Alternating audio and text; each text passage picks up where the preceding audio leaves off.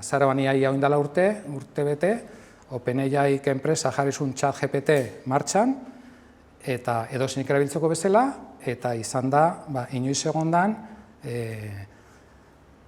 erabilera handiena lortu duen aplikazioa eta webgunea, egun gutxitan eta propagandin gabe. Jende hasi zen erabiltzen eta txundituta zegoen. Etortzen ziren jendea, ja bazeuden familiko batzuk, gehiago sekitenak horri buruz, ni baino, ze antzeuden berrietan eta jende guztia zekin, jende guztia izango zakiten, eta oraindik ere dago bat, zaila bere irismen guztia guk ere ikerlariok ere ulertzeko. Jendea erabiltzen modu batzutan guk ez genuna pentsatzen posible esanik. Ni badakit adibidez udaletxe bateko teknikariak, pliegoak, gaztelerazko pliegoak, idazteko erabiltzen duela ChatGPT. Deskubritu zuen, ematen ziola pliego baten hasiera, eta frum.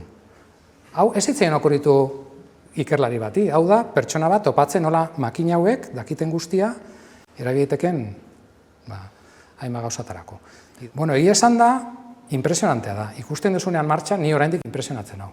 Irakurtzen desunean esaten ditun gauzak, badirudi benetan pertsona bat dagoela atzean pensatzen. Hauek dira desinformazioa sortzeko makinak. Zelen norbaiten nahi basun, sare sozial bat inundatu gezurrekin, behar zitun lagunak eta testua moldatu, ezin duzu beti testu berdina 1000 aldiz bidali. Honekin egin ditzakezu testu baten 1000 aldaera ezberdin, 1000 pertsona balira bezala, eta itxura, benetazko itxura daukana. Gauza horiek serioa dira. Nola eraiki GPT bezalako hizkuntza eredu bat, goazen egitera bat euskararako, ez? Hizkuntza ereduen atzean dagoen idea da egitea makinari irakastea, nola iragarri hurrengo hitza, oin ikusiko dugu. Hortarako behar dira bi gauza.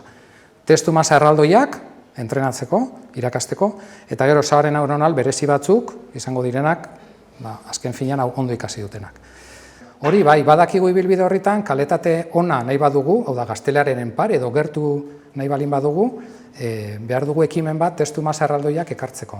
Orain, publiko dagonarekin ez da nahikoa.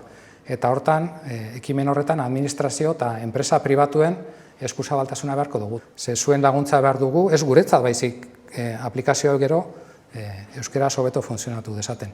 Gero badakigu instrukzio kopuru handiak euskera sortu beharko ditugula ere, hortaz enkargatuko gara. Itzulpen automatikoa da arrakasta kasu bat Euskal Herriarentzat. Euskaraz egin dira eta ez dago bat bakarri, daude itzultzaile bat baina gehiago, eta Googlekoa baina hobeagoa da. Hobeagoa da. Zergatik, testu masa, algoritmoak ez dira hobeagoak. Algoritmoak software librean jarri dira, eta eskuragarri egon dira, eta adituak gai izan dira, hauek entrenatzeko, itzulpen masa handietara atzitu izan dalako. Horregatik funtzionatzen dute Googlekoa baino hobeto.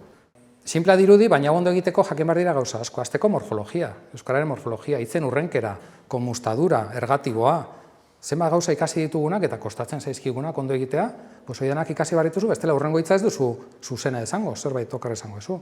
Semantika. Hasi ginen probak egiten, hartu genuen GPT-3ko arkitektura eta elikatu genuen gure korpus horrekin, 400.000 milioi, 400 milioi, zen gertatzen zen, eta ze gertatu zen, eredu txikietan ondo ikasten zuen, eman genuen handiago bat, eta jasun funtzionatzen txikiagoa bezala. Testu masa horrekin ezin da gehiago hobetu, eta gelitu ginen hemen erdikaldean, 30ean. Testu masa handiagoarekin eta GPU gehiagorekin iritsiko gineke 70era, baina daukagunarekin 30ean. Ez dira zenbaki zehatza, baina da idea bat emateko euskararekin arazo bat dugula, eta testu masaren tamaina. Eta ez da arazo erreza, hori ezin dugu laborategian konpondu.